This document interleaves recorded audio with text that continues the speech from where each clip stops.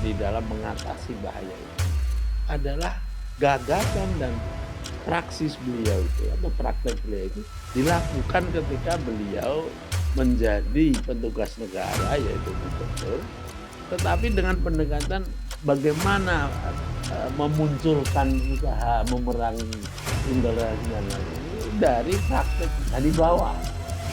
Dari Misalnya akar enggak ini kemudian bisa nanti kalau beliau jadi presiden dan Pak Mahfud jadi wakil presiden, itu bukan pada level eh, apa namanya daerah saja, tapi seluruh Indonesia dengan kuratif dan preventif tadi itu yang lebih real.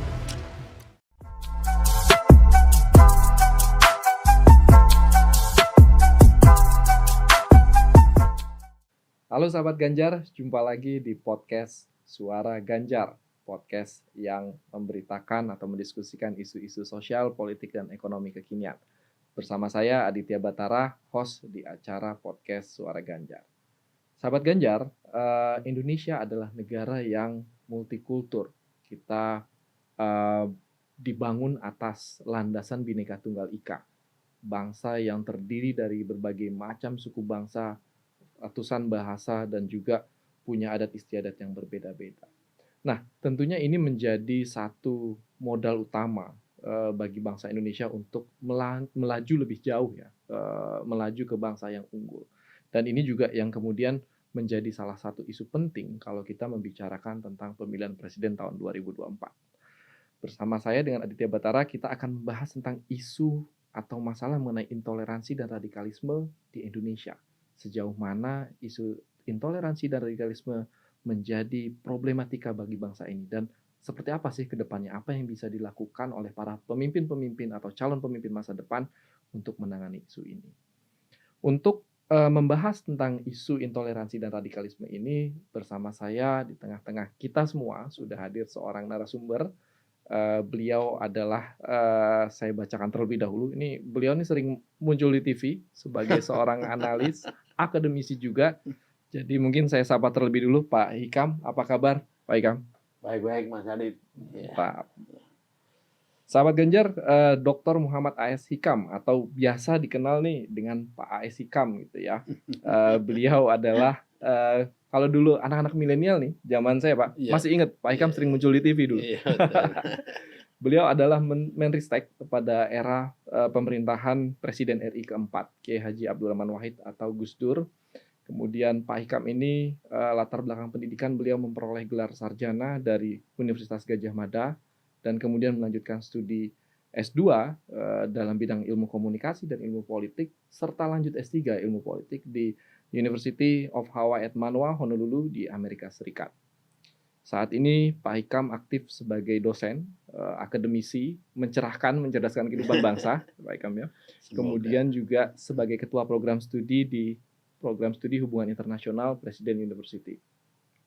Dan beliau di samping menjadi akademisi juga sempat menjadi ketua Dewan Analis Strategis di Badan Intelijen Negara. Luar biasa. Saya ke Pak Hikam lagi nih, Pak Hikam. Tema podcast kita pada hari ini adalah mengenai intoleransi dan radikalisme. Mungkin saya mulai dengan ini dulu Pak, pemahaman mengenai intoleransi dan radikalisme dari sudut pandang Pak Hikam sebagai seorang akademisi gitu ya, dan juga sebagai orang yang aktif di pemerintahan, punya pengalaman di pemerintahan. Sebenarnya intoleransi itu apa sih Pak? Dan kemudian bagaimana dia menjadi bagian yang tidak terpisahkan dari radikalisme Pak? Ya, terima kasih Mas Adit. Ini adalah pertanyaan yang menurut saya termasuk sangat penting. Kenapa? Karena terutama mengenai masalah radikalisme. Ini adalah sebetulnya kata yang paling sering disalahpahami, kemudian misuse atau disalahgunakan, karena definisi dari radikalisme itu bisa sangat luas dan sangat berbeda-beda tergantung usernya dan pemahaman dari yang mendengarkan.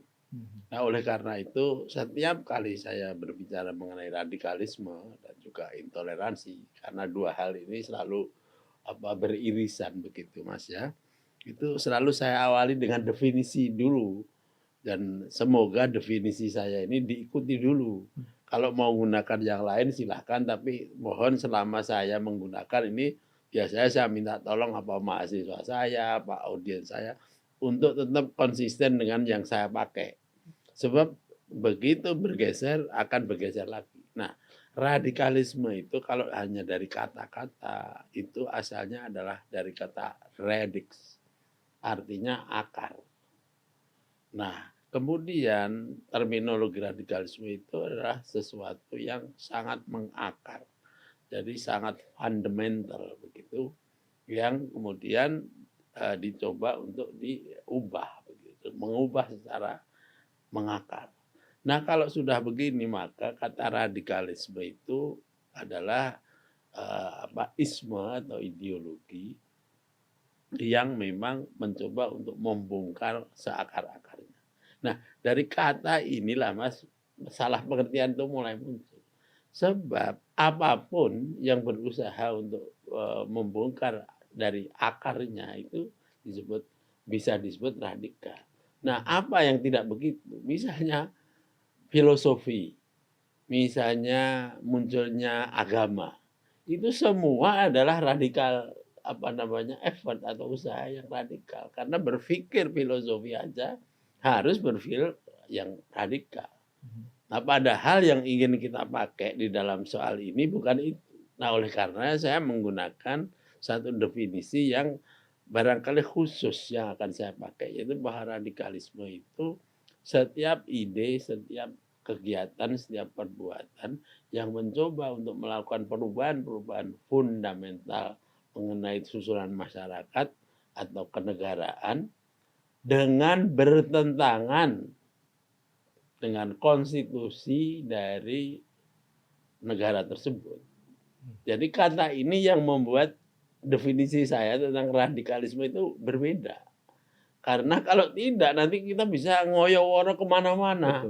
Masa saya nggak boleh berpikir yang fundamental? Masa saya nggak boleh bersikap yang fundamental kalau melihat? Ya boleh-boleh saja. Nah karena itulah maka biasanya radikalisme itu harus didefinisikan dengan ketat karena dia bisa salah paham. Nah, oleh karena itu ketika kita bicara tentang radikalisme dan kemudian intoleransi, itu sebetulnya intoleransi itu bisa menjadi salah satu akar masalah kenapa muncul radikalisme. Dan kemudian radikalisme juga akan bisa menciptakan sikap intoleransi. Karena apa yang disebut intoleransi itu adalah ketidaksediaan, ketidakmauan untuk menerima perbedaan. Nah, di dalam konteks ini, yang ketidakmauan menerima perbedaan bahwa di luar sana ada yang beda, itu kemudian dipakai sebagai untuk menolak. Dan menolak yang kemudian kalau dihubungkan dengan radikalisme akhirnya menolak secara fundamental yang bertentangan dengan aturan yang sudah disepakati di dalam suatu negara. Nah, oleh karena itu saya bisa mengatakan bahwa misalnya HTI itu adalah gerakan radikal. Walaupun bukan intoleran. Kenapa bukan intoleran? Karena memang pendekatan HTI itu kan non kekerasan. Tetapi karena dia kemudian ideologinya itu menolak demokrasi dan tentu saja menolak konstitusi Republik Indonesia, maka dia akan saya sebut sebagai bagian dari radikalisme.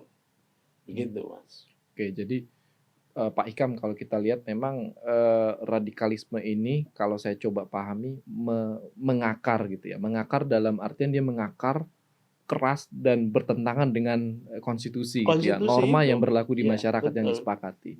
Kemudian intoleransi ini dia tidak bisa menerima pemikiran orang lain gitu ya Pak ya. Tidak mengakui keberbedaan. Ini paket lengkap yang membahayakan sebenarnya Pak ya. Waduh, luar biasa ya. Tapi dua-duanya bisa menyatu, tapi bisa juga tidak. Bisa juga tidak, betul. Seperti kasus tadi HTI yang Pak Hikam bilang. Kalau kita berbicara Pak Hikam, misalnya dalam konteks Indonesia gitu ya, seperti apa sih ancaman dari intoleransi, kemudian radikalisme di Indonesia saat ini dalam perspektif seorang A.S. Hikam? Ya bagi saya dua hal itu ya, intoleransi dan radikalisme itu sesuatu yang sangat serius dan selalu akan menjadi salah satu ancaman eksistensial bagi negara kesatuan Republik Indonesia. Jadi ancaman eksistensial itu tidak main-main kalau dalam bahasa Jawa, tidak remeh-temeh, karena dia apa namanya, kalau secara filosofis kita sudah berangkat pada masalah ontologi, ada apa enggak tidak ada tentang Indonesia ini. Nah, intoleransi dan apa namanya radikalisme itu sudah sampai pada ancaman terhadap masalah eksistensi bangsa. Kenapa demikian, Mas? Karena salah satu dari pengejawantahan atau prinsip dasar dari Indonesia itu persatuan Indonesia. Ya. Nah, kalau kemudian tidak ada toleransi atau bahkan yang kita sebut sebagai radikalisme, maka otomatis targetnya itu adalah memberantakkan the very beginning daripada persatuan Indonesia itu. Ya kan? Indonesia terdiri dari masyarakat yang plural, ya, kulturnya plural, etniknya plural, agamanya plural, ya, dan sebagainya. Dan itulah yang menjadi esensi dari eksistensi Indonesia. Begitu Anda mengatakan bahwa ada intoleransi, ya sudah langsung berantakan. Baik yang berupa intoleransi non radikal maupun intoleransi yang apalagi yang radikal. Jadi ini adalah ancaman eksistensial, makanya saya anggap sebagai sesuatu yang sangat serius. Jadi dalam perspektif Pak Ika memang ini persoalan intoleransi dan radikalisme ini menyinggung landasan yang paling core ya, intinya Pak ya, inti utama dari keberadaan Indonesia gitu ya. Ketika ada intoleransi dan ada radikalisme, maka dia akan mengancam langsung kepada core tersebut gitu ya Pak ya. Indonesia yang ada sekarang adalah Indonesia tanpa intoleransi dan radikalisme. Begitu ya Pak ya. Semoga seperti itu ya Pak. Nah, kalau Pak Hikam sendiri melihat munculnya intoleransi dan radikalisme Pak dari pengamatan Bapak, seperti apa sih prosesnya kalau Bapak mengamati di masyarakat? Ada berbagai macam ya, the origin of intolerance, apalagi the origin of radicalism in Indonesia. Jadi kita mesti melihat faset-faset kita di dalam bernegara. Nah, oleh karena itu ya mungkin untuk memperpendek waktu ya, sekarang ini kalau di dalam konteks pasca reformasi ini, terutama radikalisme dan intoleransi itu berangkat pada fenomena sosial politik dan fenomena kultural. Kalau kultural itu ya originnya antara lain karena ya tadi itu antara lain karena nature atau karakter Indonesia itu adalah negara yang plural, yang bineka, maka di dalamnya tentu akan ada persinggungan-persinggungan. Nah, kalau persinggungan itu kemudian menjadi apa namanya diperkuat, apalagi dengan katakanlah politik identitas misalnya, maka pluralisme yang sebetulnya sesuatu yang logis, yang wajar, yang natural menjadi tidak natural dan kemudian menjadi bibit dari intoleransi. Nah, kemudian juga secara kultural, karena bangsa ini intoleran, maka kita juga bangsa ini plural ya, bukan intoleran, kalau plural, maka kemudian ada juga kemungkinan bangsa ini mempunyai berbagai macam kecenderungan untuk mempunyai afiliasi ideologi. Ya, nah ideologi kalau tidak kemudian dikonsistenkan dengan ideologi negara yaitu Pancasila, maka kemudian ideologi itu bisa kemudian menjadi bagian dari untuk intoleransi tadi itu. Bahkan dari ideologi itu juga muncul ajaran-ajaran atau dogma-dogma yang mengajarkan radikalisme yang anti kepada konstitusi dan negara tadi itu, Mas. Nah, itu dari kultural. Nah, dalam sosial politik, ya tentu saja kita melihat bahwa ada kelompok-kelompok di masyarakat ini yang memang pendekatannya secara politik memang mengajarkan untuk anti kepada konstitusi kelompok politik ini. Nah, kemudian juga ideologinya seperti itu dan jangan lupa ada juga faktor ketidakadilan ekonomi. Nah, ini juga yang bisa menyebabkan munculnya apa yang disebut sebagai apa namanya tingkatan-tingkatan menjadi radikal, the staircase of terrorism istilahnya, ada seperti itu ya. Bagaimana perwujudan radikalisme yang sampai pada apa namanya aktivitas violent atau kekerasan yang ekstrim itu beranjak dari satu stage ke stage lain, step ke satu ke step lain, itu antara lain karena ada ketidakadilan. Nah, ketidakadilan ini yang memicu dan men-trigger terjadinya radikalisme dan juga tentu intoleransi. Jadi gitu Mas. Jadi ada bagian politik, sosial politik, ada bagian yang kultural. Jadi kalau kita bayangkan Pak Ikam dari penjelasan Pak Ikam Iya. tadi, ini secara kultural memang Indonesia adalah punya karakter bangsa yang plural, Ya, gitu ya. betul. Berbeda itu Iya, iya. fakta sosialnya ya Pak ya. Tapi kemudian ada satu kondisi ketimpangan sosial atau ketimpangan ekonomi yang akhirnya men-trigger orang untuk bersikap intoleran dan kemudian sambil bahkan mungkin mengambil posisi yang radikal gitu ya Iya. untuk mengekspresikan intoleransi dia terhadap orang lain gitu ya atau kelompok lain. Nah, berangkat dari kondisi atau proses bagaimana radikalisme ini terbentuk Pak Ikam. Kalau Pak Ikam sendiri melihat seberapa jauh sih pemerintah kita gitu ya sudah mencoba untuk mengurangi, mengikis intoleransi ini dan kemudian juga melakukan upaya-upaya kalau bahasa yang kita kenal kan deradikalisasi gitu Pak Ikam. Nah Pak Ikam sendiri sebagai orang yang memang mengamati isu intoleransi, radikalisme, kemudian mungkin terorisme dan masalah security, dari perspektif Pak Ikam sejauh mana pemerintah sudah berupaya untuk Ya mengatasi ini, Pak? sebetulnya karena munculnya bahaya ini secara nyata sebagai threat atau sebagai ancaman terhadap kedaulatan negara, terhadap apa namanya national security, kepada apa namanya keamanan masyarakat dan lain sebagainya. Pemerintah sejak awal ya kalau kita batasi dari zaman reformasi aja ya karena kita belum menyentuh sebelum-sebelumnya itu sudah menyiapkan itu terutama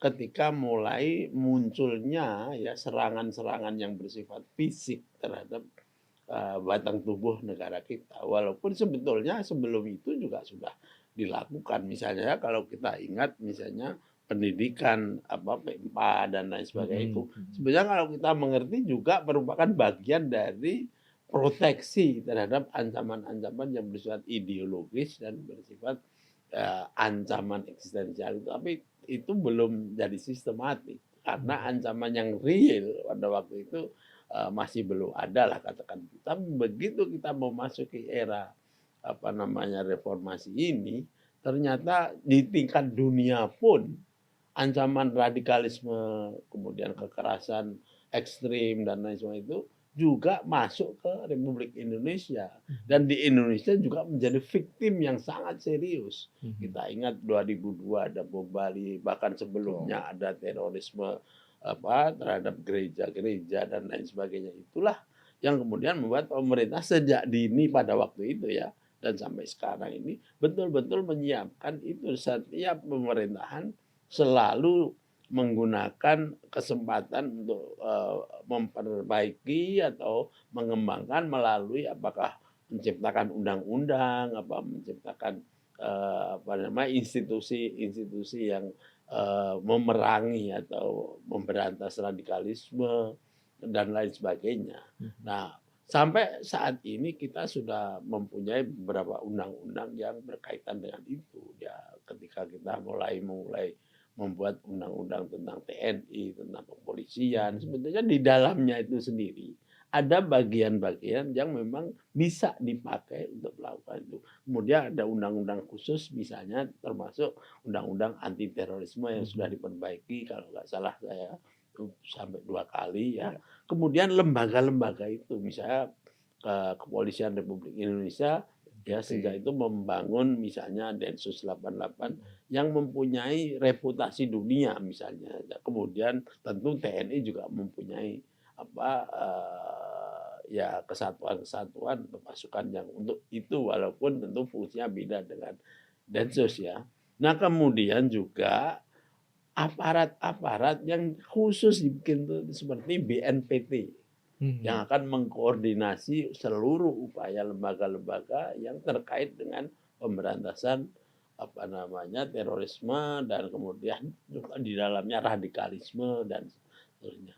Nah, selain itu juga aturan main seperti yang terakhir tentang RANPE ini Mhm. ya yang akan mencoba mengkoordinasikan semua lembaga yang dimiliki oleh pemerintah dan non pemerintah bahkan LSM atau masyarakat sipil untuk juga memerangi atau memberantas upaya-upaya radikalisme dan memperkecil ya intoleransi tadi itu Mas. Mhm. Nah persoalannya sekarang kan kemudian muncul apakah sudah berhasil. Nah ini persoalan yang memang tidak mungkin kita jawab bahwa ini berhasil atau tidak berhasil begitu saja Mhm. tanpa melihat apa yang sebenarnya ingin dicapai kan begitu. Mhm. Karena ada beberapa hal yaitu dinamika ancaman itu yang juga tidak statis.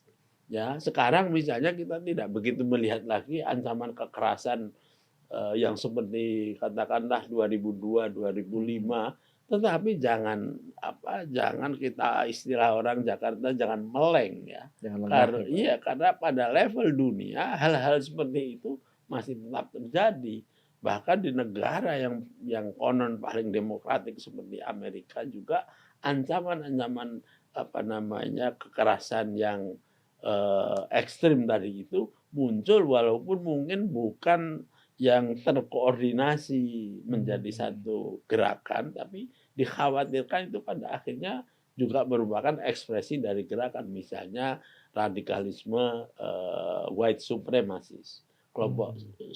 supremasi kulit putih, misalnya saja. Nah, atau munculnya kekerasan eksesif atau ekstrim yang individual, misalnya penembakan-penembakan yang menewaskan banyak orang seperti itu juga ekstrim Mhm. kekerasan ekstrim. Nah, sementara kalau di negara seperti kita karena masalah ideologi, masalah Bhinneka tadi juga merupakan ancaman yang masih terus ada, bentuknya bisa lain. Ya, masih akan ada ancaman-ancaman yang bersifat kekerasan ekstrim, tetapi yang lebih kita harus waspadai untuk saat ini adalah yang ada tataran praktek-praktek yang mungkin tidak ekstrim tapi tetap membahayakan. Misalnya munculnya ideologi-ideologi yang mencoba untuk menumbangkan atau menghancurkan atau melawan konstitusi kita Mhm. dan kemudian menciptakan sikap-sikap intoleransi dan itu masuk pada level-level yang kita tidak pernah mengira sebelumnya misalnya di tingkat sekolah-sekolah di tingkat dasar sampai di universitas bahkan ada ditengarai sampai masuk ke wilayah-wilayah yang biasanya kita anggap secure seperti militer, Iya. seperti kepolisian dan ASN, Mas. Nah, Mhm. itu yang kemudian harus tetap dijaga. Karena kalau tidak, apalagi dunia ini sudah mengalami globalisasi dengan teknologi digital, itu pengaruhnya luar biasa di dalam rangka menyemaikan dan mengembangkan benih-benih radikalisme, apalagi sikap-sikap intoleran. Gitu. Iya. Berarti artinya, kalau saya mencoba, merunut tadi yang disampaikan Pak Hikam bahwa institusi, kemudian kerangka legal, kemudian upaya yang dilakukan pemerintah sudah beragam Iya, dan sudah iya. sudah bisa dibilang komplit lah gitu Pak ya Tapi untuk jangan bilang bahwa kita sudah sempurna begitu, karena betul, dinamika akan selalu betul Pak. menantang kita. Iya, Ancaman semakin variatif iya dengan betul. strategi atau taktik yang bermacam-macam gitu Dan sekarang Pak ya. kemampuan teknologi yang Kemampuan luar teknologi, biasa juga itu yang membuat mempengaruhi. kelompok radikal tuh bisa Betul. mengadopsi taktik-taktik baru ini ya Pak ya untuk Mhm, melawan konstitusi mhm. atau mengganti konstitusi gitu ya.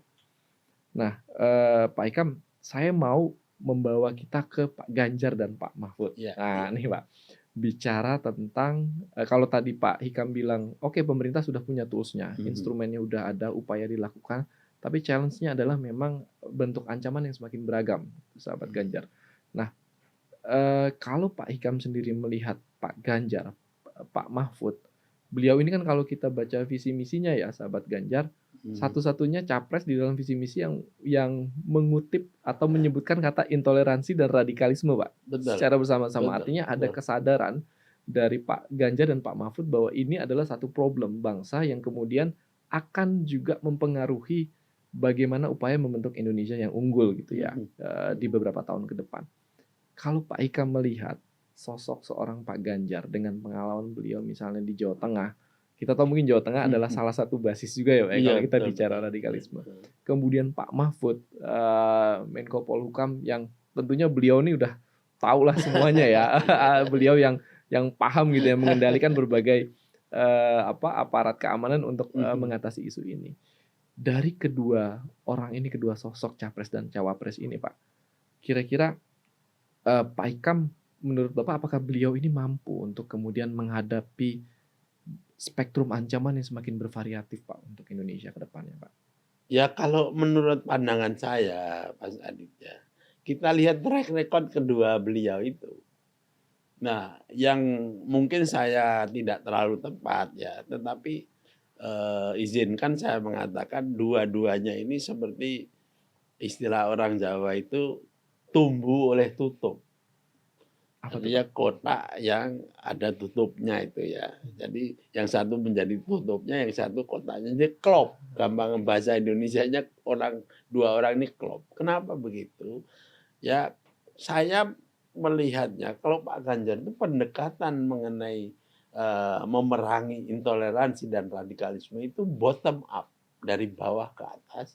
Sementara kalau Pak Mahfud karena posisi beliau dan aktivitas beliau itu lebih kepada top down ya. Nah ini ketemu. Nah kenapa saya bisa mengatakan demikian? Karena kalau saya baca dari reputasi Pak Ganjar di dalam mengatasi bahaya ini adalah gagasan dan praksis beliau itu atau praktek beliau itu dilakukan ketika beliau menjadi petugas negara yaitu gubernur, tetapi dengan pendekatan bagaimana memunculkan usaha memerangi intoleransi dan radikalisme dari praktek dari bawah. Dari Misalnya akar rumput iya gitu Pak ya? dari bawah, misalnya dari sekolah-sekolah SD, sekolah SMP dan lain-lain, bagaimana beliau sangat concern agar supaya yang namanya radikalisme dan intoleransi itu betul-betul tidak ada. Dan saking concernnya, beberapa berita mengatakan Pak Ganjar itu tidak segan-segan loh memecat misalnya guru yang abai terhadap masalah radikalisme atau bahkan ikut semacam menyebarkan radikalisme misalnya melarang menghormati bendera merah putih dan lain sebagainya itu beliau betul-betul awasi. Dan sebagai seorang yang mempraktekkan Pak Ganjar ini kan orang sosial media juga. Beliau tahu betul bagaimana peran atau fungsi yang bisa dimainkan oleh media sosial di dalam rangka penyebaran sikap intoleransi dan radikalisme. Maka beliau juga concern dengan itu. Bahkan bukan Pak Ganjar, ibunya saja, Bu Atikoh saja itu mempunyai praktek atau praksis yang menarik di dalam soal bagaimana mengatasi kecenderungan anak-anak yang menyukai medsos ini adalah bagaimana orang tua supaya mengawal anak-anaknya ketika menggunakan misalnya gadget-gadget itu. Itu kan menarik. Itulah yang saya anggap sebagai pendekatan dari dari bawah ke atas. Nah, dengan praktek yang begitu kemudian ditopang oleh kebijakan dan ketegasan Pak Mahfud MD ketika menerapkan aturan main misalnya soal anti terorisme, membubarkan organisasi terlarang, ya menerapkan ketegasan terhadap organisasi-organisasi atau pandangan-pandangan yang disebut sebagai misalnya khilafahisme. Tegas sekali beliau di dalam mengcounter konsep-konsep mereka tentang anti demokrasi mereka yang disebarluaskan itu. Jadi dua-duanya klop. Oleh karena itu bagi saya memang tidak mengherankan kalau dua orang itu mempunyai satu platform dan konsep dan juga kemungkinan sudah ada rencana-rencana untuk dikembangkan selanjutnya di dalam rangka mengurangi atau memerangi bahkan intoleransi dan memberantas radikalisme. Sama dengan kayaknya ya Mas ya, sama dengan bagaimana beliau-beliau ini menghadapi bahaya korupsi. Mereka sudah punya praktisnya dan punya konsepnya.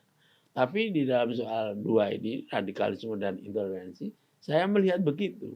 Jadi yang satu bottom up, yang satunya top down, jadi klop. Klop ya Pak. Betul. Iya. Jadi di hulu selesai oleh Pak Ganjar nih, Mhm. mulai dari pendidikan Iya, dasar ya Pak ya, dari betul. keluarga Mhm. gitu ya, kalau dari Pak Betul. Ikam melihat ini harus dicegah dari Mhm. awal gitu ya, dari anak-anak kita. Iya. Kemudian ada Pak Mahfud yang Iya. di hilirnya mempersiapkan Mhm. instrumen atau institusi negara untuk mengatasi Iya. penyebarannya atau misalnya pelembagaan dari intoleransi dan Iya, dan radikalisme satu ini ya Pak. hal yang mungkin sederhana ya, tetapi bagi saya menarik. Ya, konsep Pak Ganjar itu kan di dalam melaksanakan pemberantasan radikalisme dan mengurangi dan memperkecil intoleransi itu kan preventif dan kuratif. Preventif itu artinya mencegah, kuratif itu artinya mengobati atau menghilangkan ini. Nah, preventif itu dilakukan dengan cara-cara memberikan pelajaran praktek agar supaya kita selalu ingat bahwa esensi kita itu adalah persatuan Republik Indonesia, esensi kita adalah bangsa yang bineka, esensi kita itu adalah satu nation gitu ya, bangsa yang tidak boleh dipecah belah. Oleh karena itu ingatan bahwa kita harus punya sikap toleran atas kebinekaan itu menjadi dasar untuk mencegah itu. Nah, itu kan menarik sekali ya. Kemudian kuratif itu yang kemudian ada ide deradikalisasi yang kemudian diterapkan secara real. Bagaimana mengobati orang-orang yang sudah pernah terpapar, bahkan orang yang sudah pernah ikut-ikutan itu dengan cara-cara yang sistematik. Apakah itu karena dilihat sebagai implikasi dari perasaan ketidakadilan ekonomi atau karena ada ajaran-ajaran yang harus kemudian dilarang untuk disebarluaskan karena itu menciptakan intoleransi dan radikalisme, itu kan kuratifnya begitu. Nah, itu yang menarik. Jadi beliau bukan hanya mengikuti konsep-konsep saja, tapi mempraktekkan di dalam real life atau kehidupan nyata di bawah. Itu yang menarik. Nah, semoga ini kemudian bisa nanti kalau beliau jadi presiden dan Pak Mahfud jadi wakil presiden, itu bukan pada level daerah saja, tapi seluruh Indonesia dengan kuratif dan preventif tadi itu yang lebih real begitu.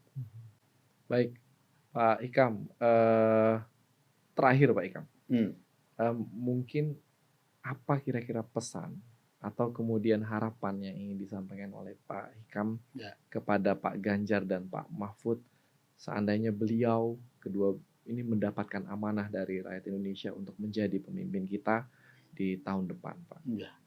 Kalau saya, karena saya juga cukup dekat sebagai sahabat dari Pak Mahfud dan saya belajar banyak dari beliau, ya saya cuma bisa mengatakan juga kepada Pak Ganjar, barangkali seperti Pak Mahfud, salah satu sikap yang paling saya hargai dari beliau adalah sikap konsisten. Jadi apa yang sudah dilakukan di tingkat wilayah daerah ya, gubernur ini secara konsisten diterapkan pada tataran nasional di dalam rangka memerangi intoleransi dan radikalisme. Ya, itu ya, sehingga kerjasama dengan lembaga-lembaga seperti BNPT, Polri, TNI, ASN dan lain-lain itu memang akan semakin diperkuat ya. Bukan hanya proyek-proyek, tetapi itu sudah menjadi gerakan. Saya mengatakan di dalam buku-buku saya atau tulisan saya bahwa gerakan deradikalisasi itu sudah bukan lagi proyek atau program, tapi gerakan nasional yang dilakukan oleh setiap kelompok Nah ini kalau beliau mempunyai power dan mempunyai pengalaman seperti yang tadi saya katakan, ini akan sangat efektif. Walaupun dinamika tantangan di tingkat global ini sudah berbeda, bahkan Indonesia juga sudah berbeda, tetapi tetap kita harus awas karena bagaimanapun juga Indonesia itu mempunyai nature atau karakter seperti tadi itu yang pluralistik sehingga mudah sekali kemudian bisa ada kelompok-kelompok atau gagasan-gagasan yang manipulatif terhadap ide persatuan Republik Indonesia. Wah, luar biasa Pak Hikam. Sahabat Ganjar, tadi kita nggak kerasa mendiskusikan banyak hal ya, dengan Pak Hikam terkait dengan intoleransi dan radikalisme. Tadi yang saya ingat Pak Hikam menggarisbawahi bahwa Pak Ganjar dan Pak Mahfud ini beliau bukan orang baru dalam isu ini gitu ya, dan beliau punya Pak Ganjar punya pengalaman di Jawa Tengah gitu ya, bagaimana melakukan pencegahan intoleransi dan radikalisme dari usia dini, dari lingkungan keluarga, lingkungan sekolah. Kemudian Pak Mahfud dengan segudang pengalaman beliau di institusi pemerintahan sebagai Menko Polhukam sekarang, beliau tentunya sangat paham sekali dengan cara gimana sih untuk mengatasi isu ini agar tidak kemudian menjadi masalah di masa depan gitu ya. Baik, Pak Hikam, sekali lagi terima kasih sudah hadir di podcast Suara Ganjar. Sahabat Ganjar, itu tadi podcast kita bersama Bapak Dr. A.S. Hikam. Terima kasih sudah menyaksikan podcast Suara Ganjar kali ini. Suara Ganjar, suara rakyat untuk Indonesia unggul. Gini ya.